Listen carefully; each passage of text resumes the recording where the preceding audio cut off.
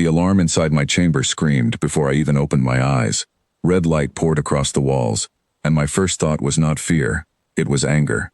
Someone had broken the ceasefire, and I was the one who would pay for it. My name is Sarah Vaelthine, and 3 days earlier I had been forced to marry a human. I sat up fast, my heart's pounding in that strange double rhythm my people carry, and reached for the communicator on the table beside my bed. Before my fingers touched it, the door slid open without warning. A tall man stood there, dressed only halfway in his uniform, his dark hair messy from sleep, his eyes already sharp and awake in a way that startled me. "Get down," he said. I did not move. I was a counselor's daughter, a diplomat trained since childhood to never flinch. "Explain yourself, Commander Reyes. This is my private chamber. There's a device under your bed," he said, already crossing the room. "Motion triggered. If you stand up wrong, it goes off. I need you to stay exactly where you are." My heart stopped pretending to be calm. I looked down at the floor beneath the bed frame, and for the first time since arriving on this station, I felt something I had not allowed myself to feel around humans before. I felt afraid. Elias Reyes knelt beside the bed, slow and careful, his hands moving with a steadiness that did not match the danger in the room. I had spent the last 3 days deciding that this man was ordinary. Competent, perhaps. Polite, certainly. But ordinary. Humans were the losing side of a war that had lasted longer than my own lifetime, and I had been raised to see them as a species running out of time, propped up by desperation and luck. "Talk to me," he said quietly, not looking up from whatever he was doing beneath the bed. "Tell me about your homeworld. Anything. I need your voice steady, not because I care about your feelings right now, but because sound travels differently when a person is panicking, and I need to hear this device clearly." I did not understand why he wanted me speaking, but I obeyed, because the alternative was silence and the sound of my own fear. "My homeworld has 3 moons," I said. "The oceans are silver because of mineral content, not because of any story worth telling. Keep going." "Why is this happening?" I asked instead. 3 days into a peace, and already someone wants me dead." "Not you," he said. "Us. This marriage. Somebody wants to end it before it starts, and they don't much care how many of us they take with it." I felt the station tremble faintly, a distant shudder that had nothing to do with the device in my room. Another alarm, further away, layered over the first. "There's more than one," Elias said, and for the first time, something tightened in his voice. "Sarah, I need you to trust me for the next 10 seconds, and I understand that trusting me is not something you have any reason to do yet." 10 seconds. I did not know this man. I did not know if his species could be trusted with anything larger than a diplomatic handshake. But the device was under my bed, and he was the one kneeling beside it, and I had nowhere else to place my faith in that moment. "Do it," I said. He moved his hand, quick and precise, and pulled something small and dark from beneath the frame. He did not flinch, did not hesitate, did not treat the object with the reverence I expected from someone facing possible destruction. He simply disabled it, the way a person might switch off a lamp. Silence returned to the room, heavy and strange. "It's clear," he said, sitting back on his heels. "You can move now." I stood, my legs unsteady beneath me, and stared at the small device in his hand. It was Concord technology, my own people's design. Someone from my side of the treaty had placed it there. "This was not human work," I said, my voice quieter than I intended. "No," Elias agreed, "it wasn't." Before I could respond, the door chime rang, sharp and urgent, and a voice came through the station comm system, breathless and clipped. "Commander Reyes, we have a situation in the docking bay. Ambassador Voss is requesting your presence immediately." Elias looked at me, and something passed across his face that I would only understand much later. Not worry for himself. Worry for what came next. "Get dressed," he said. "Whatever's happening down there, I have a feeling you're about to be part of it." I did not argue. 3 days ago I would have refused an order from a human without a second thought. That morning I followed him out the door. The corridors of the station were narrower than the halls I had grown up walking, built from human proportions rather than my people's taller frames, and I had to duck slightly under certain support beams as we moved. Elias walked fast, faster than his calm voice had suggested he could, and I found myself working to keep pace. "Tell me what Ambassador Voss wants," I said. "I don't know yet," he admitted. "But if someone planted a device in your quarters, and the docking bay is suddenly locked down, those two things are probably not separate problems." We reached the lower level, where the air grew colder and the lighting dimmer, powered by systems that clearly received less priority than the residential decks above. A cluster of station security personnel stood near a sealed door, both human and Concord uniforms mixed together in a way that would have seemed impossible only a season earlier. My people did not typically choose to labor beside humans. Now here we were, side by side, all staring at the same closed door with the same uncertain expressions. Ambassador Rael Dorn stood near the front, his silver-toned skin catching the dim light, his expression unreadable in the way my people were trained to keep it. He turned as we approached, and his eyes moved to me first, then to Elias. "Sarah," he said, "you are unharmed." "For now," I answered. Someone placed a device in my chamber, Concord manufacture. A ripple passed through the gathered officers, human and Concord alike, though for different reasons. The humans reacted with confusion, glancing at each other, unsure what this meant for a treaty they had risked everything to secure. My own people reacted with something closer to guilt, as if they already suspected the answer and did not want it confirmed. "There is more," Ambassador Dorn said. "A cargo vessel arrived at the docking bay 11 minutes ago, requesting emergency clearance. It claims mechanical failure. Our scans suggest otherwise." "Suggest how?" Elias asked. "The engine signature does not match a standard cargo hauler," Dorn said. "It matches a Concord military design, retrofitted, but not well enough to hide entirely." I felt the weight of every eye in that corridor shift toward me, as if my presence somehow made me responsible for the actions of people I had never met. I understood the feeling even as it stung. To the humans, I was still Concord. To my own people, standing quietly at the edges of the group, I could see something else in their expressions. Not suspicion, something closer to shame. "Who authorized this docking?" I asked. "No one," Dorn said, "which is precisely the problem." Elias stepped forward, closer to the sealed door, studying the small viewing panel embedded in its surface. Through the reinforced glass, I could see the shape of the vessel beyond, squat and dark, its hull marked with faded Concord insignia that someone had tried, unsuccessfully, to paint over. "There are people on that ship who want this piece to fail," Elias said, not turning around. "The bomb in Sarah's room wasn't meant to kill her outright. It was meant to be found. A message, proof that Concord agents are willing to break the treaty from the inside, so that when the retaliation comes, no one will believe it was staged." I stared at him. "How could you know that from a single device?" "Because that's what I would do," he said simply, "if I wanted a war restarted without taking the blame for starting it." The corridor went quiet. I searched his face for cruelty, for the eagerness toward destruction that my people's histories insisted lived inside every human heart. I found none of it.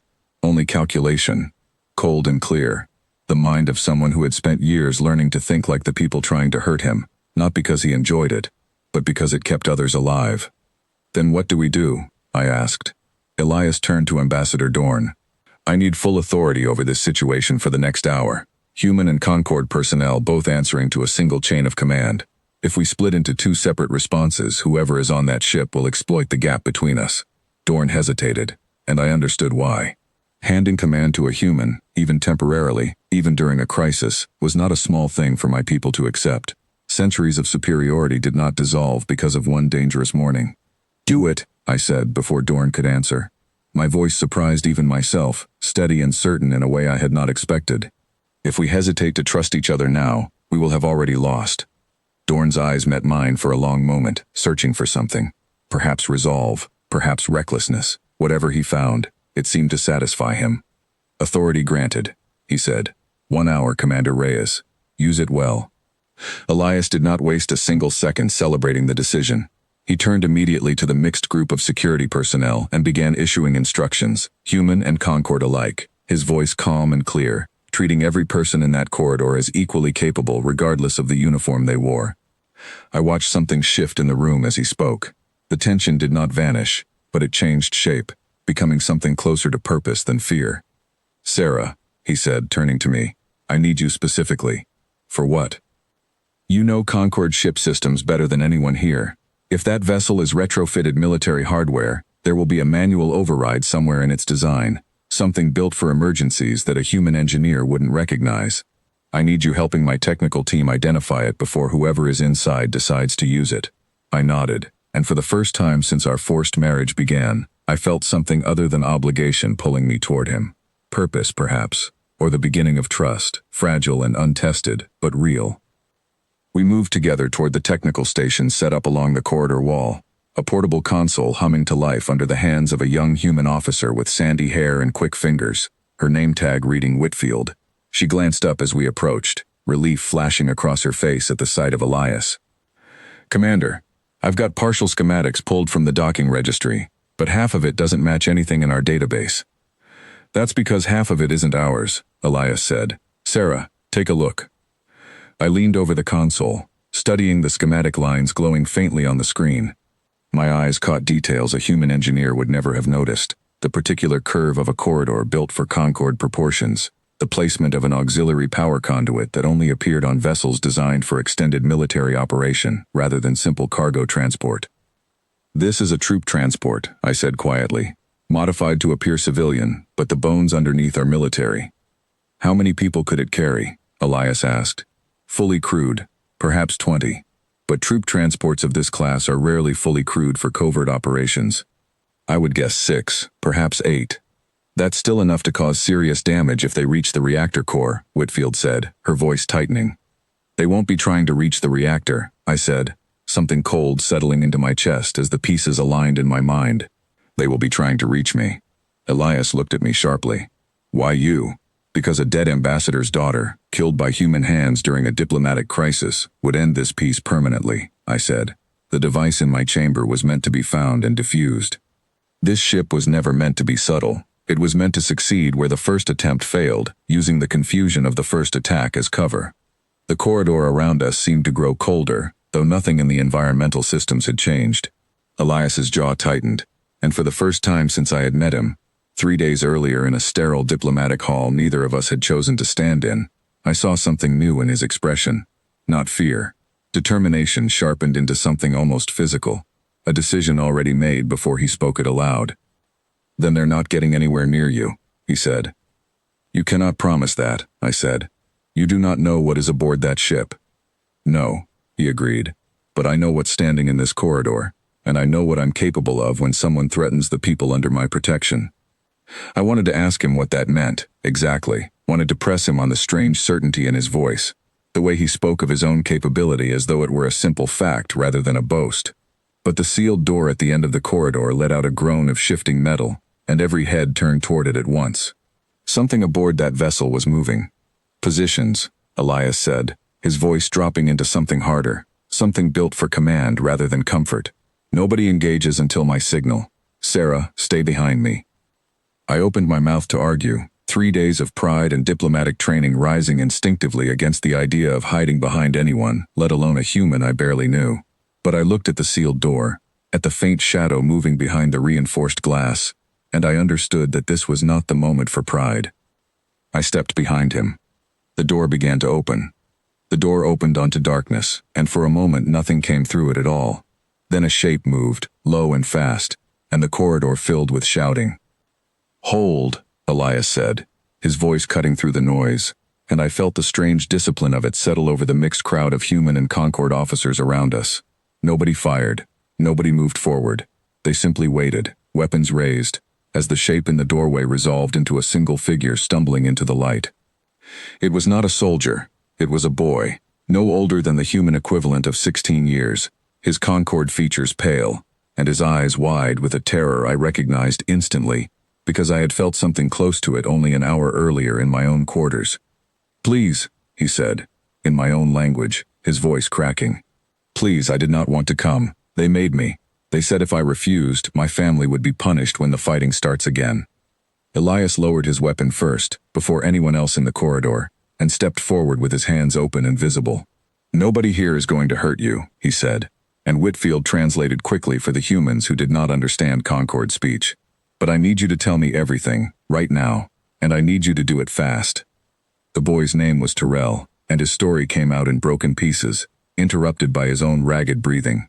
He was not a soldier. He was cargo crew, conscripted along with 5 others by a group calling themselves the Ashfall Circle, hardliners within the Concorde military, who believed the peace treaty was a betrayal of everything my people had fought for across generations.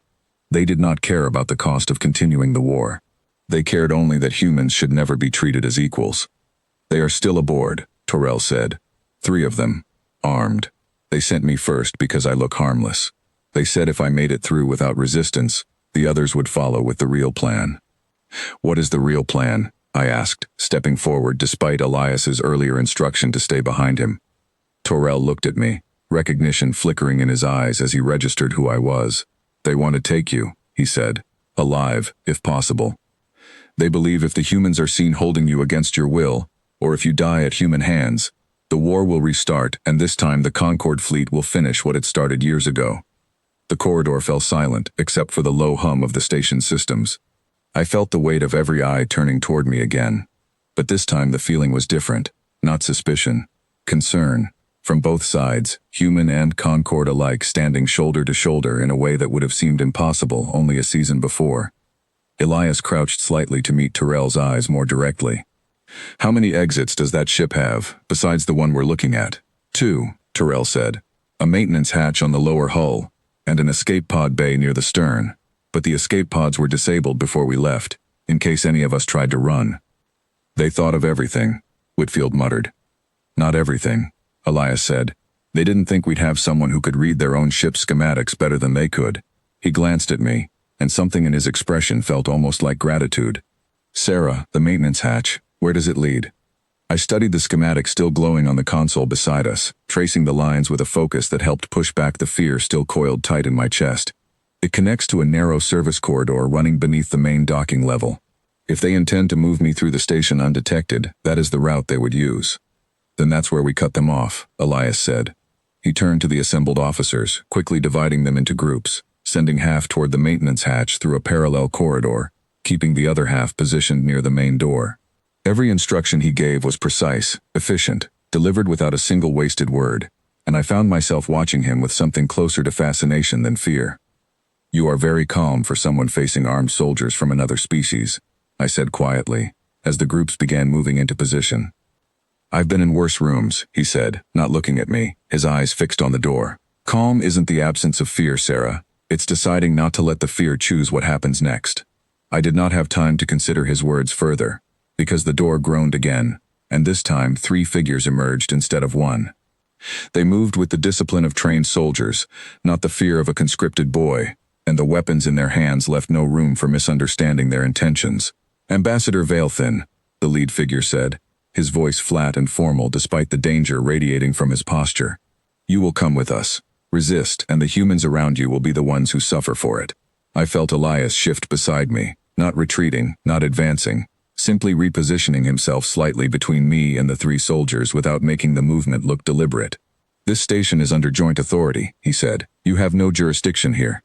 We have every jurisdiction that matters, the lead soldier replied. The Concord does not recognize a peace built on the humiliation of standing beside a lesser species. I felt something sharp rise in my chest at his words, not fear this time, but anger, old and familiar, the same anger I had carried into that first diplomatic hall 3 days earlier when I learned I would be forced into this marriage. But where that anger had once been directed at humanity, I found it now pointed squarely at the 3 figures standing before me, my own people, willing to break every law of the Concord to preserve a hatred that had already cost both our species so much. You do not speak for me, I said, my voice steady despite the pounding of my hearts. You do not speak for the Concord. You speak only for your own fear of a peace you are too small to accept. The lead soldier's expression darkened, and his weapon rose slightly. Careful, Ambassador, your title will not protect you here. It doesn't need to, Elias said quietly. I will. What happened next unfolded faster than I could fully process in the moment, and slower than I would understand it in the days that followed. The lead soldier's finger tightened on his weapon, and Elias moved, closing the distance between them in a single stride that seemed to defy the ordinary limits of human speed. I had studied human physiology during my diplomatic training. I knew the numbers, the average reaction times, the biological limitations that made humans, by every Concord measurement, a fundamentally slower and weaker species than my own. Elias moved faster than those numbers allowed. He did not strike the soldier, not exactly, though the motion was too quick for me to track precisely.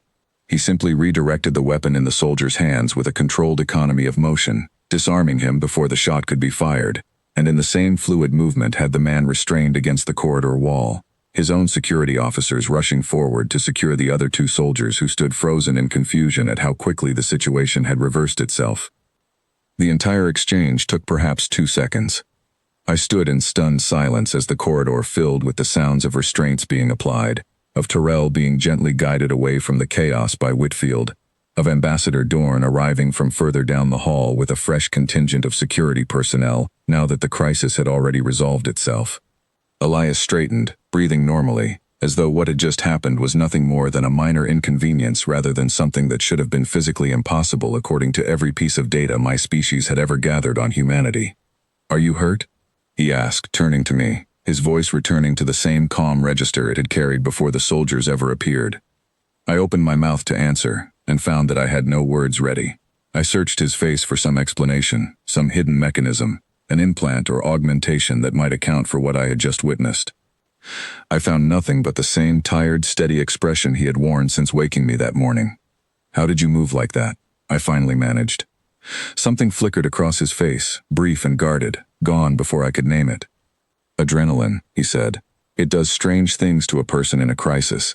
I did not believe him, though I did not press the matter further in that crowded corridor, surrounded by officers and restrained prisoners and the lingering static of danger only just past. But I filed the moment away carefully, the way I had been trained to catalog every unusual detail during a negotiation, because something told me that whatever I had just witnessed was not adrenaline at all. Ambassador Dorn approached us both, his expression grave as he surveyed the restrained soldiers being led away. "The Ashfall Circle," he said quietly. "I had hoped they were nothing more than rumor." "They are considerably more than rumor," I said. "And if they were willing to send soldiers this deep into joint territory, they will not stop with a single failed attempt." "No," Dorn agreed. "They will not." He looked at Elias with an expression I had not seen him wear before, something between suspicion and reluctant respect. "Commander, I owe you a debt for what you did here today." "You owe me nothing," Elias said. "This is what the treaty means, or it means nothing at all." Dorn studied him a moment longer, then turned and walked away to oversee the securing of the prisoners, leaving Elias and me alone at the edge of the now quieting corridor. The adrenaline that had carried me through the last half hour began to drain away, leaving my legs unsteady beneath me, and I found myself grateful when Elias reached out to steady my arm without comment, as though the gesture cost him nothing at all. "You should rest," he said. "I do not think I can, after this." "Then let's walk," he said. "Sometimes moving helps more than sitting still." We walked together through the quieter upper corridors of the station, away from the chaos below, neither of us speaking for a long while. I found myself studying him from the corner of my eye, replaying the impossible speed of his movement against the three armed soldiers, searching for an explanation that made sense within the framework of everything I had been taught about humanity. "Elias," I said finally, breaking the silence, "I know what I saw down there was not adrenaline." He did not answer immediately. We walked several more paces before he spoke, his voice quieter than before, almost reluctant. "There are things about my people that your Concord scientists have never properly measured," he said.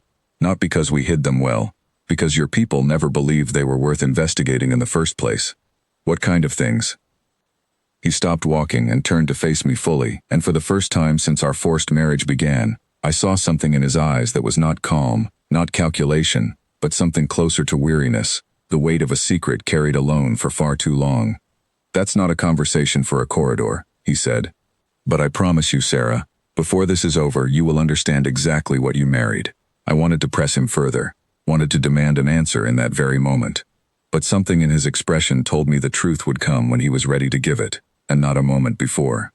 So instead I asked the only question that mattered to me in that instant, standing in the quiet corridor with the memory of danger still fresh in my chest. "Was any of what happened today real affection on your part, or only duty?" His answer came without hesitation, and it was the first thing he had said to me that felt entirely unguarded. "It was never only duty," he said. "Not from the moment I saw how hard you were trying not to be afraid in that wedding hall." I did not know how to respond to that, so I said nothing at all, and we continued walking together through the quiet corridors of a station that had nearly become a battlefield, both of us carrying secrets we were not yet ready to share, both of us beginning, in small and uncertain ways, to trust the stranger walking beside us. Neither of us noticed the figure watching from the shadowed observation deck above, recording everything, waiting for the right moment to send word back to the Ashfall Circle that their first attempt had failed, but that a second, far more dangerous plan was already in motion. 3 days passed before the Ashfall Circle made their next move, And in that time, something between Elias and me began to shift into a shape I did not have a word for in either of our languages. We shared meals in silence that no longer felt uncomfortable.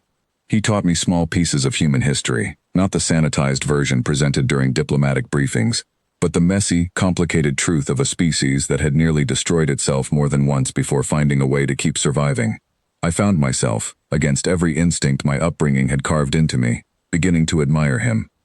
The station's council chamber had been repaired and reinforced after the attack, its walls now lined with additional security measures that Elias himself had helped design, blending Concord scanning technology with human tactical thinking in a way that neither species could have produced alone.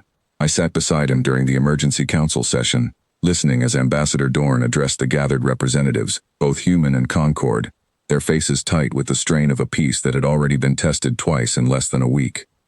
The 3 soldiers captured during the incident have confirmed their affiliation with the HFY Circle, Dorn said, his voice carrying clearly through the chamber. They have also confirmed something more troubling. The Circle's reach extends beyond a handful of extremists. There are sympathizers within our own military command structure, individuals who have not yet acted, but who may provide resources or intelligence when the Circle chooses to strike again.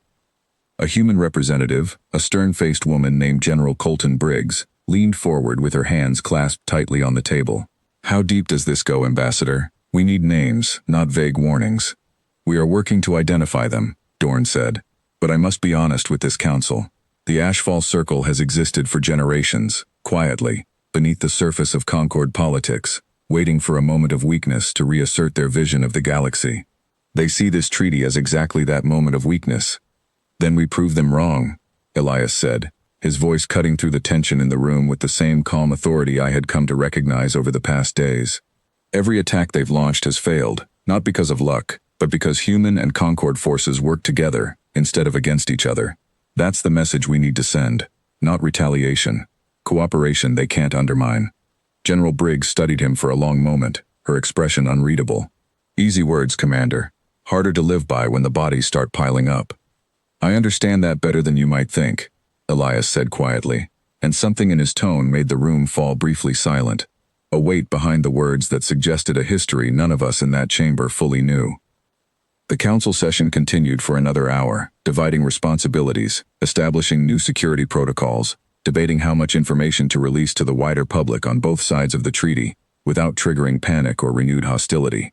By the time it ended, exhaustion had settled heavily over every person in the room, and I found myself grateful when Elias suggested we retire to the private garden deck reserved for diplomatic families, a small green space built to remind both species of homes left far behind. We sat together on a bench overlooking a modest cluster of transplanted trees, their leaves rustling gently under the station's recycled air currents. For a long while, neither of us spoke, content simply to exist in the quiet after a day heavy with tension. You said something in that hall, I finally said, about understanding what it means when the bodies start piling up. What did you mean by that? Elias was quiet for a long moment, his eyes fixed on the artificial horizon projected along the garden deck's far wall, designed to mimic a sunset neither of our species had seen from this station in longer than either of us cared to admit. Before I was assigned to this treaty, he said slowly, I served on the front lines of the war, not in a command position, in the field where the fighting was worst. I did not know that, I said. Your file listed you as a diplomatic liaison with a background in tactical negotiation. That's the file they let the Concord see, he said. There's another file, Sarah, one that very few people outside human high command have ever read. I turned to face him fully, my heart's beginning to beat faster, sensing that whatever secret he had been carrying since the day of the soldiers in the corridor was finally about to surface. Tell me. He was quiet for a long moment, and when he finally spoke, his voice carried a weight I had not heard from him before. Not fear exactly, but something adjacent to it, the careful hesitation of a person about to hand someone else a piece of themselves that could never be taken back once given. Humanity was almost destroyed once, he said, long before the war with your people ever began. A catastrophe on our homeworld, generations ago, wiped out most of our population and nearly ended our species entirely. What survived afterward was not simply the strongest or the luckiest, it was something changed, something new. Changed how? There is a capacity within human beings, he said, choosing his words with obvious care, that your Concord scientists have never properly catalogued because it does not appear consistently, And it does not appear at all in a laboratory setting. It only appears under extreme conditions. When someone we love is threatened, when the stakes become severe enough that the ordinary limits of the body simply stop applying. I thought immediately of the corridor, of the impossible speed with which he had disarmed 3 trained soldiers before any of them could fire a single shot. This is what I witnessed during the attack. A small fraction of it, Elias said. What you saw was almost nothing, a reflex, barely more than instinct. Then what is the rest of it? He looked at me then, and for the first time since I had known him, I saw something close to fear in his eyes, though it was not fear for himself. I don't fully understand it myself, he admitted. None of us do. Not completely. Every human who carries it experiences it differently, triggered by different circumstances, expressed in different ways. Some call it will, some call it conviction. The scientists who study it, quietly, without publishing anything the wider public or your Concord would ever see, call it something closer to a resonance, an ability that scales with how much a person is willing to sacrifice for something they refuse to lose. I sat in silence, trying to absorb what he was telling me, my diplomatic training struggling against decades of Concord doctrine that painted humanity as a fundamentally limited species, biologically inferior, propped up only by numbers and desperation. Everything I had been taught insisted that humans were simply people who had not yet been properly defeated. Nothing in that doctrine accounted for what Elias was describing. Why has this never been documented, I asked. Surely during the war there would have been evidence. There was evidence, Elias said. Battles that ended in ways that made no tactical sense. Concord forces retreating from engagements they should have won decisively, describing encounters with human soldiers who seemed to move faster, endure more, accomplish things that defied every calculation your fleet analysts made beforehand. Your people called it anomalous data, statistical outliers. Anything except what it actually was, because admitting the truth would have meant admitting that the species you considered inferior was capable of something your own people had never developed. And what stopped humanity from using this capability to win the war outright, if it is as powerful as you describe? Elias's expression grew heavier, and when he answered, his voice had dropped almost to a whisper. Because every time it is used at its full extent, it costs something. I don't fully understand the mechanism, even now, but the deeper someone reaches into it, the more it takes from them afterward. Exhaustion beyond anything normal. In the worst cases, permanent damage. Sometimes death, delayed by hours or days, but inevitable all the same. Humanity's leadership made a decision, generations ago, that this capability would only ever be used as an absolute last resort, not because we were weak, because we understood what unrestrained power costs the people who wield it, and we were not willing to trade our own soldiers' futures for a faster victory. I felt something shift inside my chest, an old certainty crumbling under the weight of new understanding. Every lesson from my childhood, every briefing during my diplomatic training, every assumption I had carried into that first wedding hall 3 days ago, had painted humanity as a desperate, limited species clinging to survival through sheer stubbornness. None of it had accounted for a choice this deliberate, this costly, made and remade across generations of quiet suffering that the wider galaxy had never been permitted to witness. You showed restraint, I said slowly, not because you lacked strength, but because you understood the price of it better than we ever gave you credit for. That's the part your Concord never understood, Elias said. You saw our restraint as proof of weakness. It was never weakness, Sarah. It was the hardest kind of strength there is, the kind that chooses not to use everything it has, even when everything is on the line. We sat together in the quiet garden for a long while after that, the artificial sunset slowly deepening into a projected twilight, and I found myself looking at my husband with eyes that had been fundamentally rearranged by what he had just confided in me. I had married him as an obligation, a political necessity forced upon me by a treaty I had no say in shaping. I had spent 3 days deciding he was ordinary, competent but unremarkable, a symbol rather than a person. I understood now how wrong I had been. Does anyone within the Ashfall Circle know about this? I asked. If they knew the full extent of it, Elias said, they would not be planning small attacks with disguised cargo vessels. They would be planning something far more severe, something meant to provoke humanity into revealing what we've kept hidden, because they believe that if the wider galaxy saw what we are truly capable of, it would justify every fear your species has ever held about us. It would prove, in their minds, that humanity was always the threat you feared, and that this treaty was nothing more than a trap we built to lower your guard before striking. The full weight of the danger settled over me at last, heavier than anything the soldiers in the corridor had represented. This was not simply a political conspiracy trying to sabotage a fragile peace. This was a plan to force humanity's hand, to manufacture a crisis severe enough that Elias, or others like him, would be compelled to reveal a power the Concord had never truly understood, and once revealed, could never be unseen or forgiven. Then we cannot allow them to succeed, I said. Whatever they are planning next, we must find it before it happens. Elias reached out and took my hand, an unfamiliar gesture between us, though it felt entirely natural in that moment. We will find it together, he said. But Sarah, I need you to understand something before we go any further. If it comes down to a choice between exposing what I am and losing you, I will not hesitate. I need you to know that now, before it happens, so it isn't a shock later.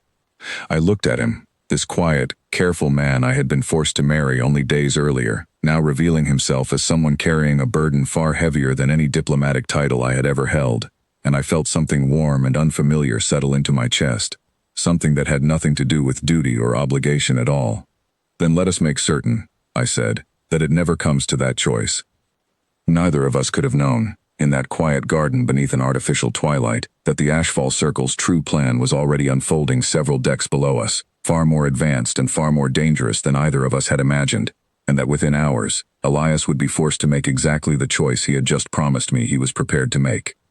The alert came just past midnight station time, not through the emergency channels this time, but through a quiet, personal message routed directly to Elias's private communicator.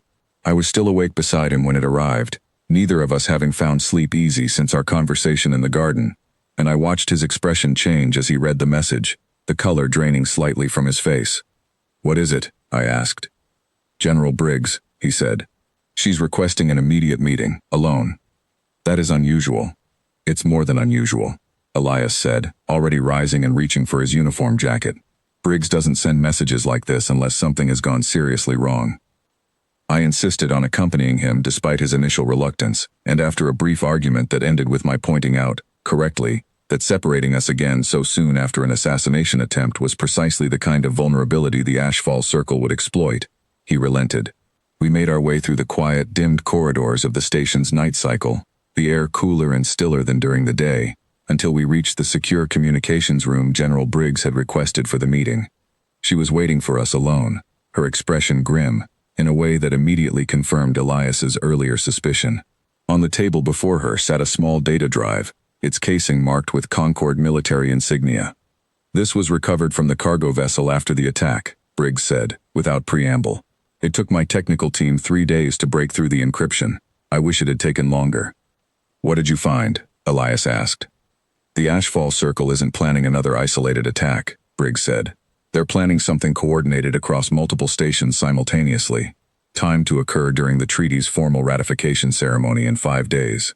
Assassination attempts against key diplomatic figures on both sides, staged to look as though human forces initiated them." "That aligns with what we already suspected," I said.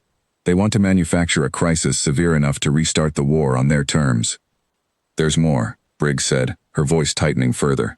"The data references something called Project Threshold. I don't know what it means, but every mention of it is flagged with the highest security classification the Concord military uses. Ambassador Vailthin, does that name mean anything to you?" I felt a chill move through me at the words, an old memory surfacing from childhood, half-remembered fragments of conversations overheard between my father and his advisors, conversations I had been too young at the time to fully understand. "I have heard the name before," I said slowly. "Not in any official capacity. My father spoke of it once, many years ago, in a context I did not understand at the time. I believe it relates to a classified Concord weapons program, something developed during the height of the war, though I was never told its purpose." "Can you find out?" Elias asked. "I can try," I said, "but if it is as deeply classified as this data suggests, it will not be easy, and it will not go unnoticed if I begin asking questions in the wrong places." "We don't have the luxury of caution right now," Briggs said. 5 days, Ambassador. If this ceremony proceeds without us understanding what Project Threshold actually is, we could be walking directly into whatever the Ashfall Circle has built." I spent the following day making careful, quiet inquiries through channels I had not used since my earliest years of diplomatic training, calling upon old family connections and the kind of information that only exists in the spaces between official records. What I discovered by that evening left me deeply unsettled, and I returned to Elias's quarters with a heaviness I could not fully disguise.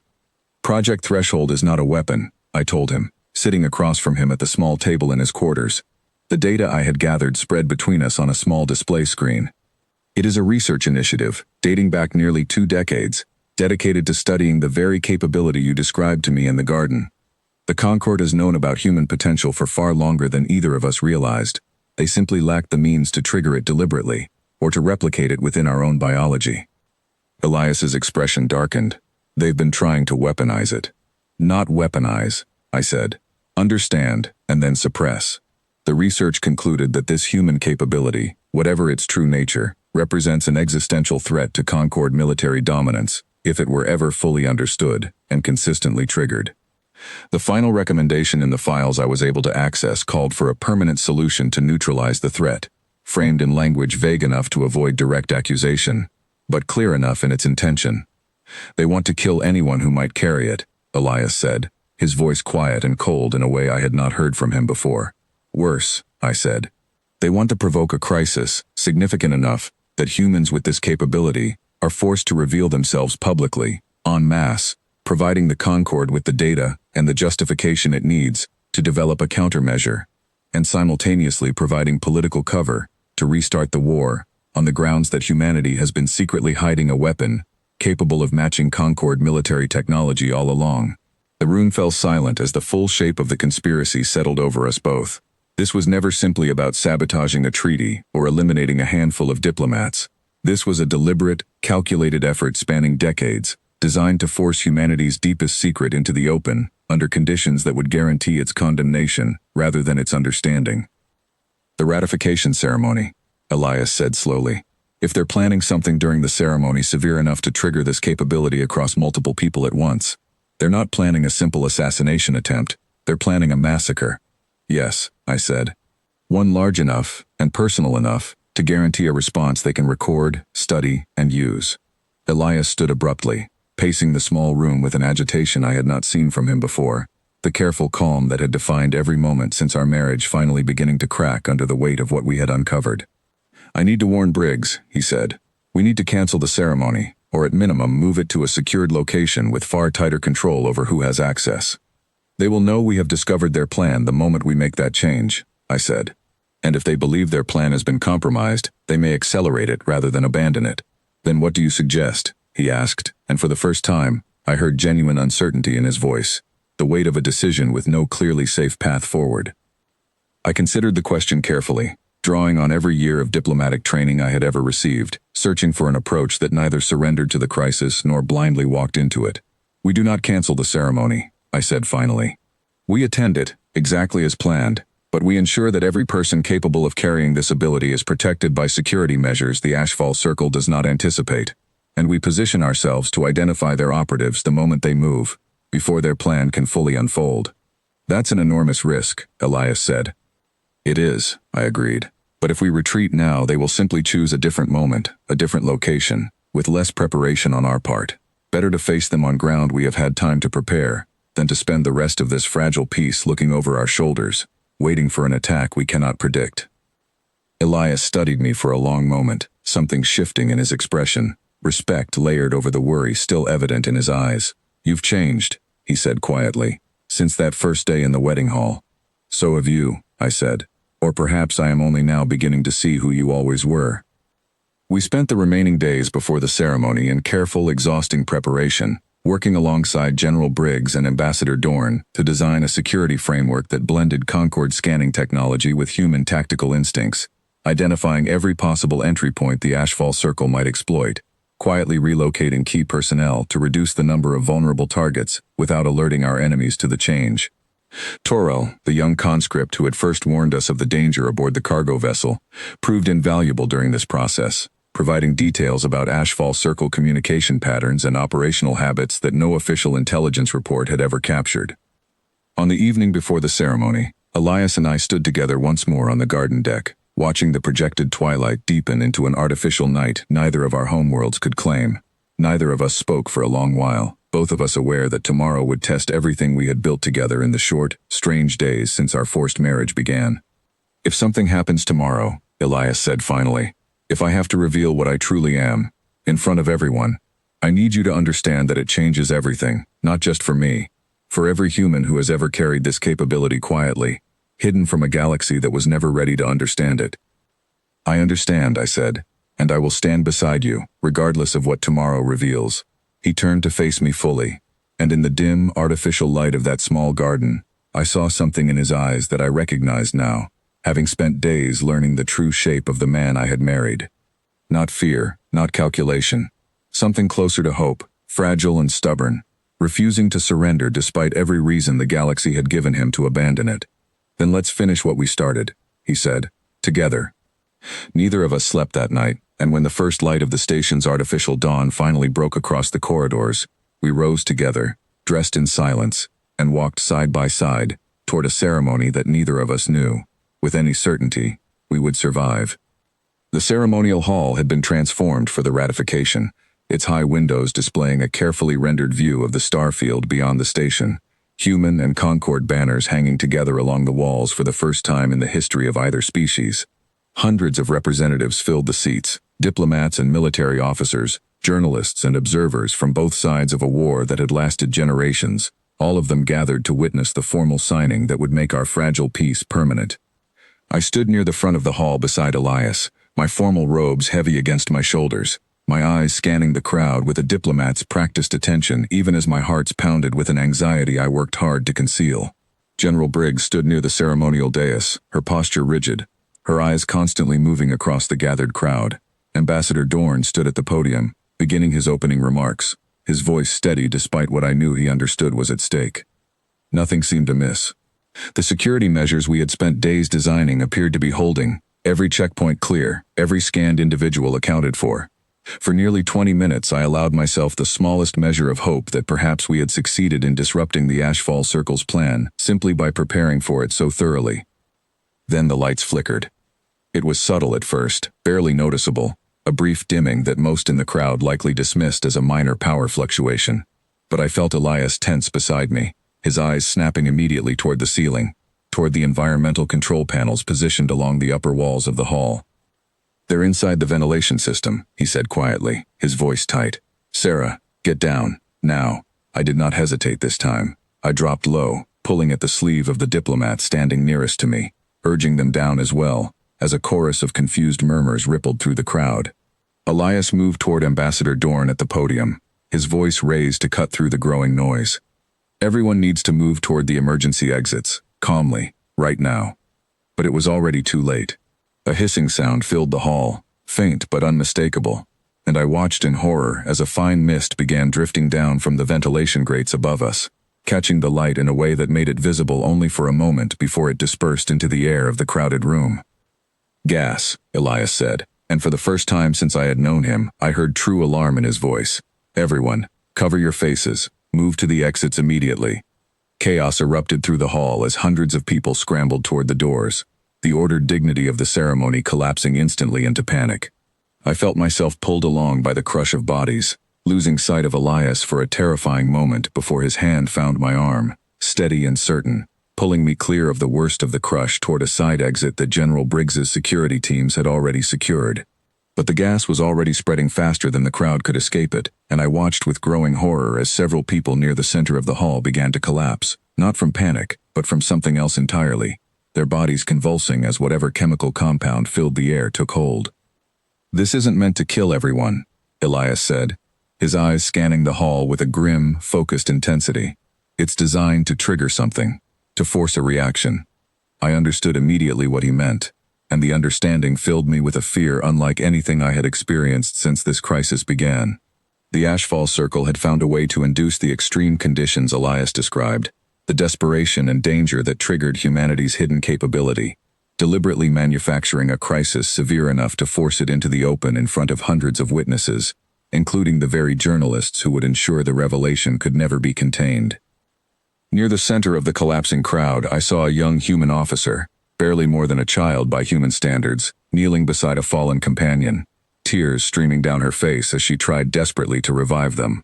And then I saw it begin, a faint shimmer around her hands, subtle at first, easily mistaken for a trick of the hazy, gas-filled light, but growing steadily brighter as her desperation deepened. "No," Elias breathed, already moving toward her. Not like this, not in front of everyone. He reached her just as the shimmer intensified into something undeniable, a visible pulse of energy radiating outward from her trembling hands, and the crowd around them, both human and Concord alike, recoiled in shock and confusion, cameras already capturing the impossible sight for broadcast across every network on both sides of the treaty. Elias knelt beside her, placing his own hands over hers, and I watched as something passed between them, wordless and immediate, his presence somehow calming the wild, uncontrolled surge of whatever ability she was only beginning to discover within herself. The shimmer around her hands steadied, then dimmed, and her fallen companion drew a sudden, gasping breath, alive after all.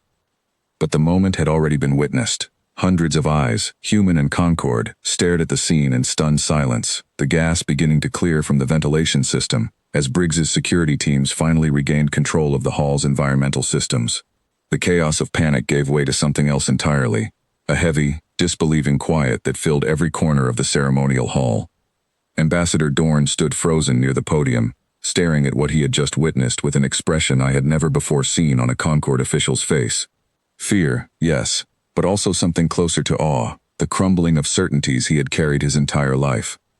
Elias rose slowly to his feet, helping the young officer stand as well, and turned to face the stunned assembly, hundreds of eyes fixed upon him, waiting for an explanation that could no longer be avoided or deferred. "You've all just seen something the Concord has spent decades trying to understand and suppress," he said, his voice carrying clearly through the silent hall. "I'm not going to pretend it doesn't exist anymore. I'm not going to let anyone here believe it's a weapon we've been hiding, waiting to use against you."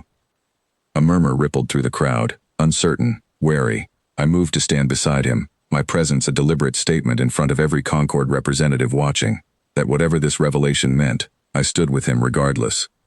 "What you saw was desperation," Elias continued, "a young woman who was terrified she was about to lose someone she cared about, and something inside her responded to that fear in a way none of us fully understand.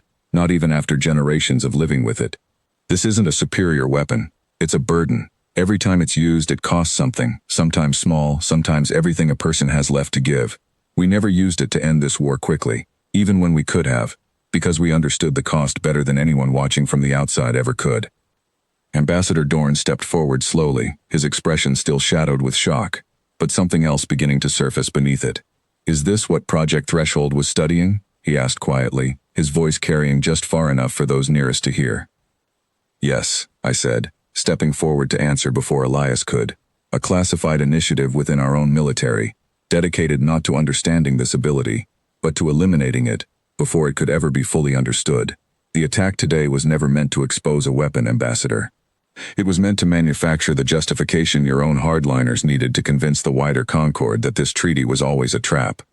The hall fell into a stunned, heavy silence, as the full weight of the conspiracy settled over the gathered representatives, the true shape of the danger finally visible to everyone present. General Briggs moved through the crowd toward the podium, her security teams already working to identify and secure whoever had released the gas into the ventilation system, the Ashfall Circle's plan collapsing in real time as its true purpose was exposed before the very audience it had hoped to manipulate. In the days that followed, the revelation that spread across both human and Concord networks did not trigger the war the Ashfall Circle had hoped for. Instead, something unexpected began to take root, a slow, uncertain reckoning within Concord society, forcing my people to confront decades of assumptions about a species they had never truly understood. Not every mind changed. Hardliners remained, bitter and unconvinced, and I understood that true peace would take far longer than a single ceremony or a single revelation to secure fully. But standing beside Elias in the weeks that followed, as the treaty was finally, formally ratified in a quieter ceremony free from gas or hidden soldiers, I understood something I had not understood on the day I was forced to marry him. This peace had never been built on the fear of what humanity might do to us if provoked. It had been built, all along, on the restraint of a species that had chosen, again and again, not to become the monster the galaxy expected them to be.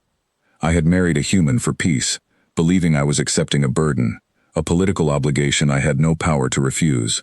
I had not expected to find, standing beside him in that quiet garden months later, watching the artificial twilight deepen into night, that the marriage forced upon me had become the truest partnership I had ever known, built not on the power he carried hidden within him, but on the choice, made every single day, not to let that power define who he truly was. "Do you regret it?" Elias asked me once, long after the danger had passed, as we sat together beneath the transplanted trees of the garden deck. "Marrying me, I mean. Not for peace, for yourself." I considered the question carefully, the way I had been trained to consider every question of importance throughout my life. But this answer required no careful diplomatic weighing at all. "No," I said. "I do not regret it. Not for a single moment." And beneath a sky neither of us could truly call home, surrounded by the fragile, hard-won peace we had helped protect, I understood that whatever power Elias carried within him, the true strength that had brought us this far had never come from what he could do in a moment of crisis. It had come from who he chose to be in every quiet moment that followed.